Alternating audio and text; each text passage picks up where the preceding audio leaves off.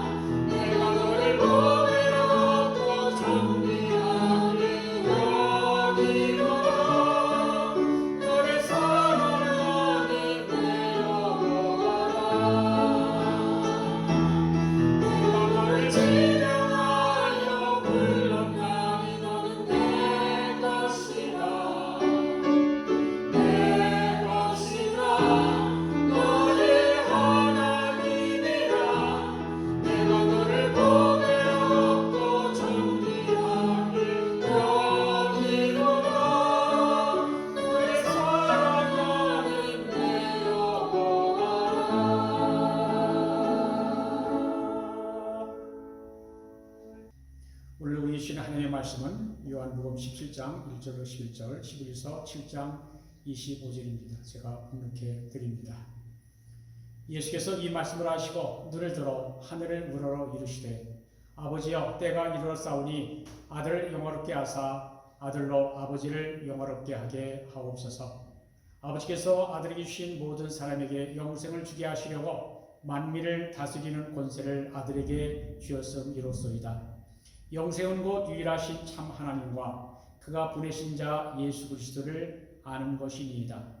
아버지께서 내게 하라고 주신 일을 내가 이루어 아버지를 이 세상에서 영화롭게 하였사오니 아버지여 창세전에 내가 아버지와 함께 가졌던 영화로서 지금도 아버지와 함께 나를 영화롭게 하옵소서. 세상 중에서 내게 주신 사람들에게 내가 아버지의 이름을 나타내었나이다. 그들은 아버지의 것이었는데 내게 주었으며 그들은 아버지의 말씀을 지켰나이다.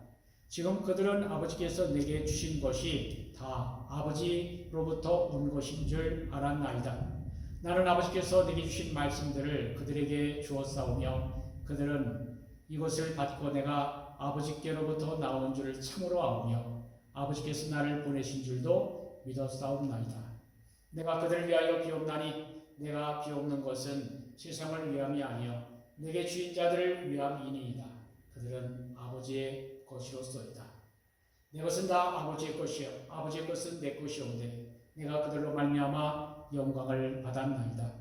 나는 세상에 더 있지 아니하오나 그들은 세상에 있사오고 나는 아버지께로 가온다니 거룩하신 아버지여 내게 주신 아버지의 이름으로 그들을 보존하사 우리와 같이 그들도 하나가 되게 하옵소서.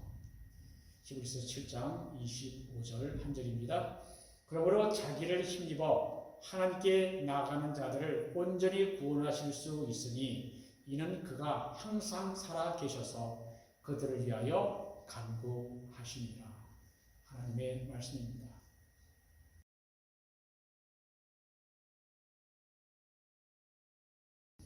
우리는 끊임없이 변하는 세상에 살고 있습니다. 우리가 현재 경험하는 전 세계적 감염병 코로나 바이러스가 지나간 다음에 세상은 어떻게 변할까요? 우리가 분명하게 알 수는 없지만 많은 면에서 달라질 것입니다. 어쩌면 이전의 모습으로 되돌아가지 않을 수 있습니다. 사람들은 충격이나 트라우마를 겪은 후에는 사고방식이나 행동 양식이 크게 달라지기 때문입니다. 우리는 2달 넘게 교회 문을 닫고 각자 집에서 인터넷을 통해 예배를 드리고 있습니다. 이것은 어쩔 수 없는 선택이었고 이런 예배도 가능하다는 것을 알게 됐습니다. 그렇다면 코로나 바이러스가 지나간 다음에도 계속해서 인터넷 예배 드려도 될까요?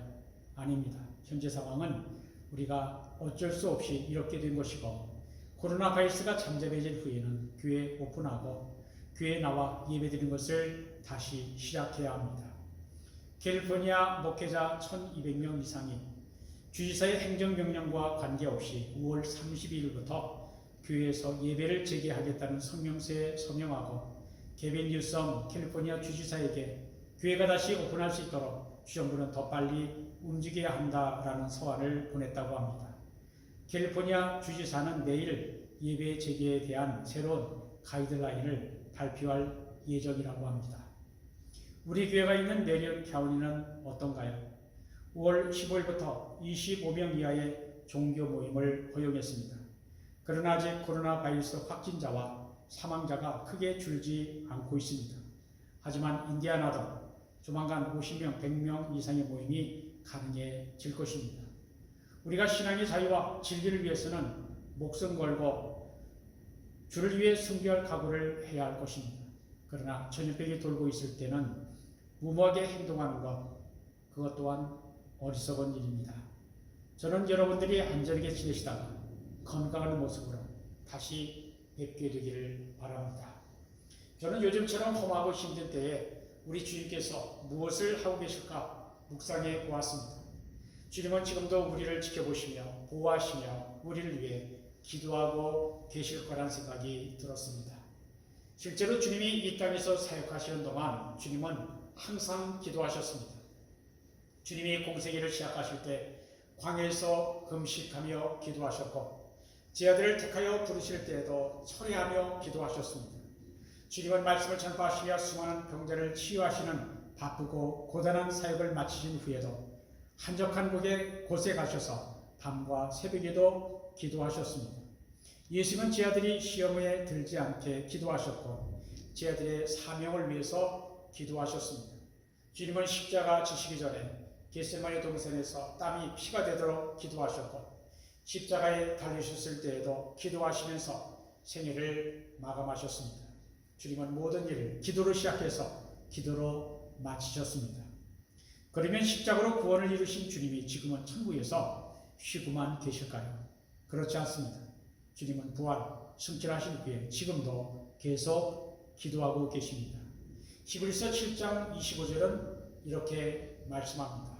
자기를 힘입어 하나님께 나아가는 자들을 온전히 구원하실 수 있으니 이는 그가 항상 살아서 저희를 위하여 간구하심이니라. 주님은 항상 살아계셔서 지금도 하나님 보좌 우편에서 우리를 위해 간구하고 계십니다. 여기 간구라고 하는 단어는 중보 기도를 의미합니다. 주님은 지금 천국에서 우리의 구원의 완성을 위하여 기도하고 계십니다. 여기서의 구원은 영적인 구원뿐만 아니라 우리가 세상을 살면서 겪는 모든 어려움을 다 포함하는 것입니다. 주님은 우리의 고통을 몸소 다 겪으셨기 때문에 우리를 긍휼히 여기시고 도우실 수가 있습니다. 로마서 8장 34절에도 주님께서 우리를 위해 중보 기도하신다라고 말씀합니다. 죽으실 뿐만 아니라 다시 살아나신 이는 그리스도 예수시니 그는 하나님 우편에 계신 자여 우리를 위하여 간구하시는 자이니라 하였습니다. 또한 부활하신 예수님은 예수님의 영이신 성령님을 우리에게 보내시고 우리 안에 내주하게 하심으로 우리를 위하여 기도하게 하십니다. 로마서 8장 26절 27절의 말씀입니다. 이와 같이 성령도 우리의 연약함을 도우시나니 우리는 마땅히 기도할 바를 알지 못하나 오직 성령이 말할 수 없는 탄식으로 우리를 위하여 친히 간구하시느니라. 마음을 살피시는 이가 성령의 생각을 아시나니 이는 성령이 하나님의 뜻대로 성도를 위하여 간구하시느니라 하셨습니다. 예수 그리스도께서 항상 살아 계셔서 지금도 우리를 위해 간구하시기 때문에 우리를 온전히 그리고 영원히 구원하실 수 있습니다. 만약 예수께서 우리를 위해 영원히 중보하시지 않는다면 우리는 온전히 구원받을 수 없을 것입니다. 다시 말하면 그리스도의 제사장 직분은 소멸될 수 없기 때문에 우리의 구원이 보장되는 것입니다. 인간 제사장보다 더 위대한 제사장이 우리에게 필요한 이유가 바로 이것입니다. 그렇습니다. 오늘 우리는 하늘에 계신 예수님의 영원한 중보로 말미암아 구원받습니다. 하나님과 우리 사이의 유일한 중보자이신 예수님의 기도에 의해 영원히 구원받습니다. 요한일서 2장 1절에 이러한 말씀이 있습니다. 만일 누가 죄를 범하여도 아버지 앞에서 우리에게 대언자가 있으니 곧 의로우신 예수 그리스도시니라. 여기에 대언자는 중보자를 말하고 헬라어로는 파라클레이토스입니다. 예수님이 하나님 앞에서 우리를 대신해서 중보자 곧 변호 역할을 하신다라는 것입니다. 예수께서 지금도 우리를 위해 중보 기도하시고 예수님의 기도가 우리의 영원한 구원을 가능하게 하는 것입니다. 기도는 예수님의 삶과 사역의 가장 중요한 부분이었습니다. 마태, 마가, 누가복음에는 예수님께서 제자들과 함께 유월절 만찬을 마치시고 겟세마네 동산으로 가셔서 기도하셨다라고 기록합니다. 그 기도가 바로 그 유명한 겟세마네 기도입니다. 주님이 이렇게 기도하셨죠. 아버지여, 아버지께는 모든 것이 가능하오니 이 잔을 내게서 옮기시옵소서. 그러나 나의 원대로 마시옵고 아버지의 원대로 하옵소서. 이 잔은 십자가의 잔, 고난의 잔입니다. 이런 기도를 하실 때 예수님은 그의 가장 사랑하는 세 제자, 즉 베드로, 야고보, 요한을 데리시고 주님이 기도하시는 동안 가까이서 기도하게 하셨습니다. 왜 주님은 특별히 이 세 제자를 주님 가까이 있게 하셨을까요? 주님이 하신 일을 나중에 다른 이들에게 증거하는 증인이 되게 하시는 뜻이 있지 않았을까 생각합니다. 그래서 사도 요한은 겟세마네 기도 대신 공간 복음에 기록되지 않은 예수님의 대제사장적 중보 기도를 그의 요한복음서에 기록하고 있습니다. 오늘 본문 요한복음 17장은 예수님께서 제자들과 유월절 만찬을 하시고 제자들에게 마지막으로 가르쳐 주신 고별자의 마지막 부분입니다. 예수님은 가르침의 마무리로서 아버지께 기도하는 방법을 택하셨습니다. 이것은 예수님께서 당신의 교회를 맡기시고 그의 사명을 이어갈 제자들에게 기도가 얼마나 중요한지 몸소 본을 보여주신 것입니다. 가르쳐서 잘 안 될 때는 본을 보여주는 것이 더 낫습니다. 예수님께서 기도로 본을 보이신 것입니다. 요한복음 17장의 기도는 성경에 기록된 가장 위대한 중보 기도입니다. 우리의 영원한 대제사장이신 예수님께서 자신을 위해서, 제자들을 위해서, 그리고 앞으로 믿을 자들을 위해서 기도하십니다. 예수님이 제자들에게 너희는 이렇게 기도하라며 가르쳐 주신 주기도문처럼 요한복음 17장에서 먼저 하나님께 영광을 구하는 기도부터 하셨습니다. 1절입니다.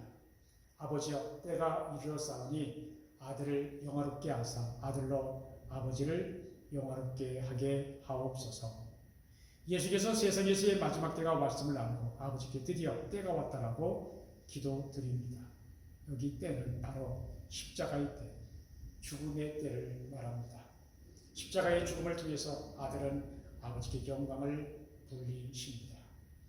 하나님께 영광을 돌리는 것은 세상에서의 지위가 높아지고 잘 될 때에만 하나님께 영광을 돌리는 것이 아닙니다.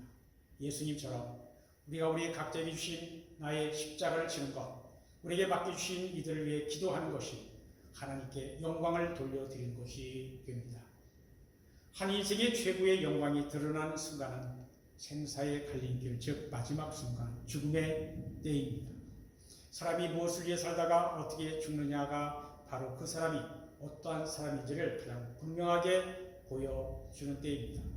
그래서 우리가 어떻게 사느냐도 중요하지만 어떻게 죽느냐가 더 중요한 것입니다.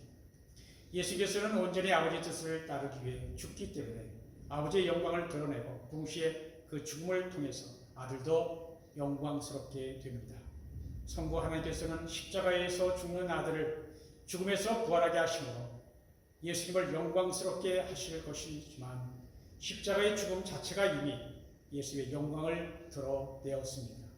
예수님의 죽음을 보고 이방인의 로마 백부장은 참으로 이분은 하나님의 아들이셨다라고 고백하였습니다. 예수께서 살아계실 때 행하신 모든 기적과 이적, 말씀의 가르침보다 당신의 죽음을 통해서 보여주는 사랑의 행동이 더 효과적으로 사람들 하여금 그가 하나님의 아들 그리스도이심을 믿게 하는 능력이 있습니다. 예수님의 십자가의 죽음은 하나님 아버지에게뿐만 아니라 예수님에게도 영광인 것입니다. 예수님께서 십자상에서 다 이루었다라고 말씀하셨습니다. 아버지께서 아들에게 맡기신 일을 아들이 십자가에서 죽으심으로 다 이루신 것입니다. 예수님의 십자가의 대속의 죽음으로 인류를 구원하셨습니다. 예수께서는 스스로 아무것도 할 수 없는 상황에 들어가심으로 온전히 아버지께서 하시도록 맡겨드리셨습니다. 이것이 아버지께 영광이 되고 예수님께도 영광이 됩니다. 아버지께서 아들을 죽음에서 부활로 영원한 생명으로 이끌어 올리실 것이기 때문입니다. 예수님께서는 오늘 본문의 기도를 통해 우리에게 교훈을 주고 계십니다. 우리가 아무것도 할 수 없는 상황에서 다만 하나님께 기도하며 맡겨드리는 것이 하나님께 영광이 되고 우리에게도 영광이 된다는 사실입니다. 그래서 기도해야 하는 것입니다. 2절입니다. 아버지께서 아들에게 주신 모든 사람에게 영생을 주게 하시려고 만민을 다스리는 권세를 아들에게 주었음이로소이다. 예수님께는 세상에 하나님이 누구신지 알려주려고 오셨습니다. 하나님은 우리에게 영원한 생명을 주시는 우리의 아버지시라는 것이 예수님의 가르침의 핵심 내용입니다. 하나님은 우리를 사랑하시는 우리 아버지시라는 것을 알려주는 가르침을 통해 모든 사람이 하나님 나라에 들어가는 것, 영원한 생명, 영생에 참여하게 되는 것이 예수님이 세상에 오신 사명이고 목적이었습니다. 그러한 사명과 목적을 이룰 방법이 바로 십자가였습니다. 십자가를 통하여 아버지의 영광이 드러내고 또 아버지께 자신을 온전히 맡겨드림으로 아버지로 하여금 아버지의 영광을 드러내게 하셨습니다. 3절에 예수님은 영원한 생명이 무엇인가를 가르쳐 주십니다. 3절 읽어드립니다. 영생은 곧 유일하신 참 하나님과 그가 보내신 자 예수 그리스도를 아는 것입니다. 여기 영생, 영혼은 무슨 뜻일까요? 영혼에 해당하는 헬라어 아이니오스인데 이것은 단순히 끊임없이 지속된다는 의미보다는 삶의 질과 관련이 있습니다. 아이오니스는 오직 하나님에게만 적용되는 단어입니다. 영혼이란 하나님의 삶, 하나님의 생명을 의미하고 영생은 하나님의 생명 안으로 들어간다라는 뜻입니다. 영생은 하나님의 특징인 거룩함, 평화, 순전한 기쁨, 지복에 이르는 것을 의미합니다. 또한 이 구절에서 안다라는 말이 나오는데 헬라어로 귀네스코라는 말입니다.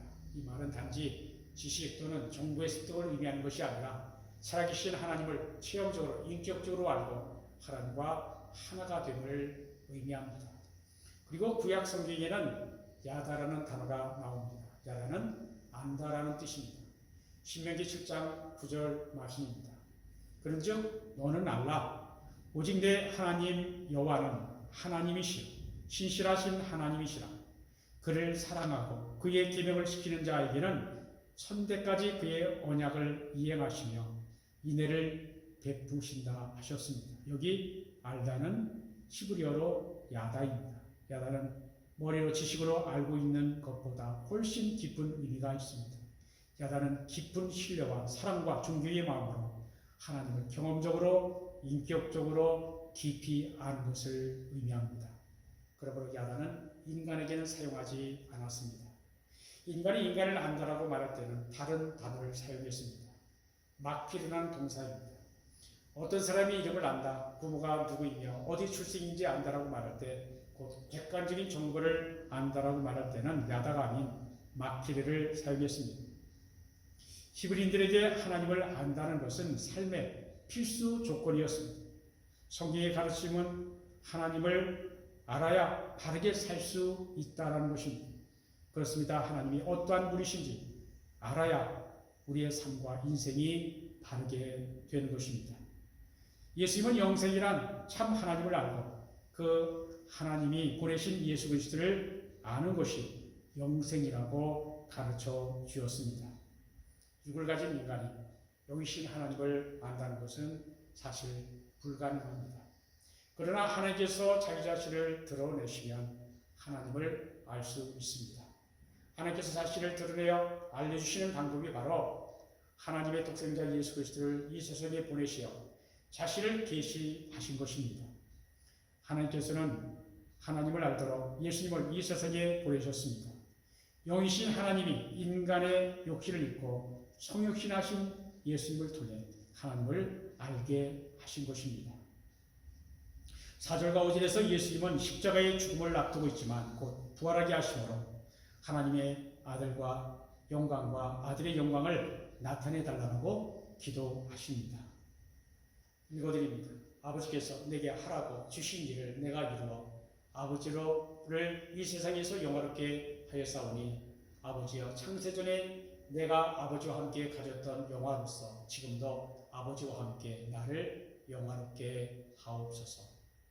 예수께서 지금까지 당신의 삶과 행하신 기적과 이적, 가르침을 통하여 아버지께서 하라고 주신 일을 다함으로 이 땅에서 아버지를 영광스럽게 하였는데 이제 아버지께서 십자가의 죽음으로부터 예수를 부활하게 하심으로 예수님이 이 세상에 오시기 전, 더 나아가 세상이 생기기 전에 아버지 안에서 누리던 영광을 다시 누릴 수 있도록 해달라고 기도하셨습니다.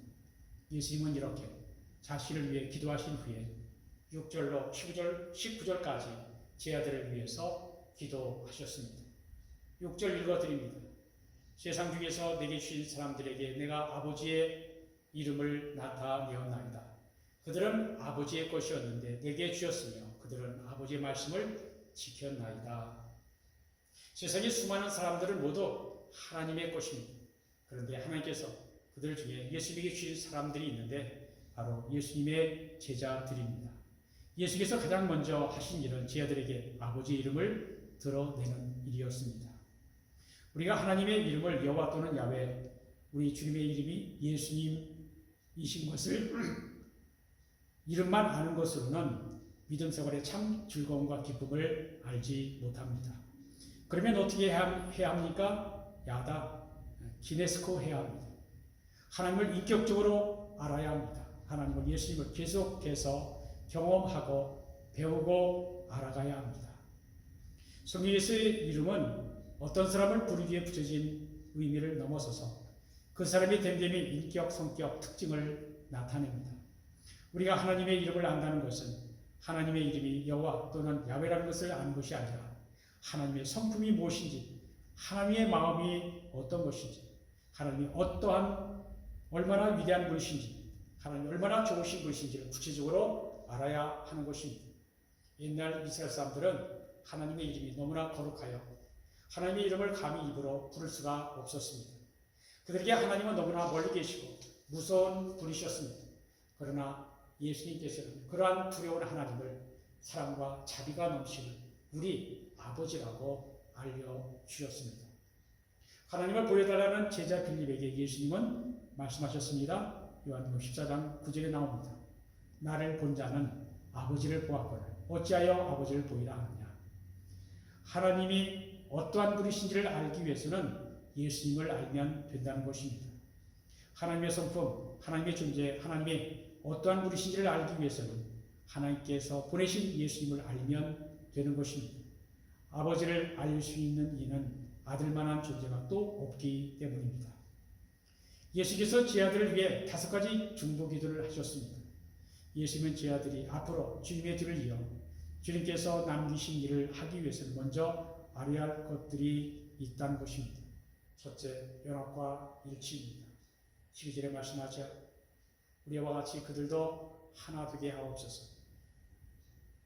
11절 하반절입니다. 둘째는 보호와 양육과 인도와 양육입니다. 12절에 나오는 내용입니다. 셋째는 기쁨과 능력의 삶입니다. 13절에 나옵니다. 넷째는 악에 빠지지 않는 것입니다. 15절에 말씀하죠. 제 아들이 악에 빠지지 않고 시험에 들지 않으며 사탄과 싸워 이기는 것입니다. 그리고 5번째는 진리로 거룩함입니다. 17절 읽어드립니다. 그들을 진리로 거룩하게 하옵소서. 아버지의 말씀은 진리입니다. 여기 거룩하다라는 말은 원래 다른 또는 분리라고 하는 뜻입니다. 예수님의 제자들에게 아버지의 진리의 말씀으로 채워달라는 요청의 기도입니다. 하나님의 말씀이 능력입니다. 마지막으로 예수님은 20절로 26절까지 장차 예수님의 제자들을 통해서 예수님을 믿게 될 장래의 성도와 교회를 위해 기도하셨습니다. 20절, 21절 읽어드립니다. 내가 비옵는 것은 이 사람들만 위함이 아니요 또 그들의 말로 말미암아 나를 믿는 사람들도 위함이니 아버지여, 아버지께서 내 안에 내가 아버지 안에 있는 것 같이 그들도 다 하나가 되어 우리 안에 있게 하사 세상으로 아버지께서 나를 보내신 것을 믿게 하옵소서.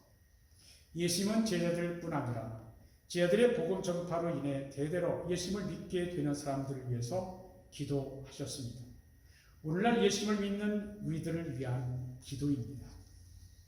예수님이 장래의 교회와 성도들을 위한 첫 번째 기도는 교회와 성도들이 하나가 되게 하는 일치의 기도입니다.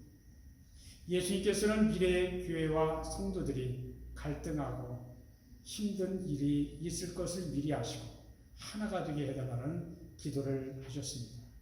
예수님은 제자들이 불완전한 것을 알고 계셨습니다. 장래의 교회와 성도들도 불완전하고 갈등하고 아파할 것도 아셨습니다. 그럼에도 장래에 믿는 자들이 하나님과 예수님의 영광을 보게 될 것을 위해 기도하셨습니다. 그리고 예수님을 주로 믿고 주님을 사랑하게 될 것을 기도하셨습니다. 요한복음 17장에서 우리의 영원한 대제사장이신 예수님의 기도를 통해 예수님은 어떠한 분이시고 영생이 무엇이며 하나님의 아들 예수님께서 무엇을 위해 이 세상에 오셨는가를 기도를 통해 가르쳐 주었습니다. 먼저 주님은 당신 자신을 위해서 드린 기도에서 이제 때가 왔으니 십자가를 기꺼이 받아들일 수 있는 힘을 달라라고 기도하셨습니다. 십자가를 통해 아버지의 영광을 구하셨습니다. 십자가는 아버지께 영광을 드리는 것이며 그 십자가를 통한 죽음에 당신 자신을 맡겨드릴 때 아버지께서 당신을 영광스럽게 해주신다는 신뢰가 가득 찬 기도를 하셨습니다. 이어서 죄들을 위한 기도에서 예수님은 먼저 당신이 이 세상에서 행하실 일이 바로 사람들에게 아버지 이름을 드러내는 일이라고 밝히셨습니다. 그리고 제 아들이 세상에서 분리된 사람들이 아니라 세상 안에서 일하고 세상을 위해서 살아야 할 사람들이라고 하셨습니다. 예수님이 아버지께 기도하면서 제 아들이 세상의 유혹이나 악으로부터 완전히 벗어날 수 있도록 세상에 있지 않게 해달라고 기도하지 않으셨습니다. 제 아들이 세상 안에 있되 세상에 속하지 않으면서 제 아들이 하나가 되게 해달라고 기도하셨습니다. 그리고 세상의 악으로부터 제 아들을 지켜달라고 기도하시고 그들을 아버지의 진리의 말씀으로 거룩하게 하게 해달라고 기도하셨습니다. 마지막으로 주님께서는 제 아들을 통해서 당신을 믿게 될 미래의 모든 교회와 성도들을 위해 기도하셨습니다. 제 아들이 하나가 되게 해달라고 기도하셨듯이 교회와 성도들이 하나가 되게 해달라고 기도하셨습니다. 그러한 주님이 지금도 하나님 보좌 우편에서 우리를 위해 기도하고 계십니다. 우리가 예수님을 믿어 구원과 영생의 약속을 받은 것은 바로 예수님의 중보 기도 덕분입니다. 예수님은 지금도 우리를 위해 기도하고 계십니다. 예수께서 지금도 중보 기도하고 계시다면 우리들도 중보 기도해야 할 것입니다. 우리가 성숙한 그리스도인인가 아닌가는 자신만을 위해서 기도하는가 아니면 다른 사람들을 위해서도 기도하는가를 통해 알 수 있습니다. 기도하지 않으면 영적으로 죽은 것입니다. 기도는 미루지 말고 오늘 해야 합니다. 주님이 지금도 하늘에서 우리를 위해 중보 기도하고 계십니다. 그러한 주님을 본받아 우리도 하나님 나라, 하나님 영광을 위해 기도함으로 예수님의 소원을 이루어드리는 우리 모두가 될 수 있기를 우리 주 예수 그리스도 이름으로 축원드립니다. 기도합니다. 항상 살아계셔서 우리를 위하여 간구와 중보 기도를 하시는 주님, 그러한 주님의 기도로 말미암아 우리의 구원이 보장됨을 감사드립니다. 오늘도 우리를 위해 기도하시는 주님을 믿고 따르며 주님을 본받아 우리도 아직도 믿지 않는 이웃들을 위해 기도하게 하옵소서. 예수님의 이름으로 기도합니다. 아멘.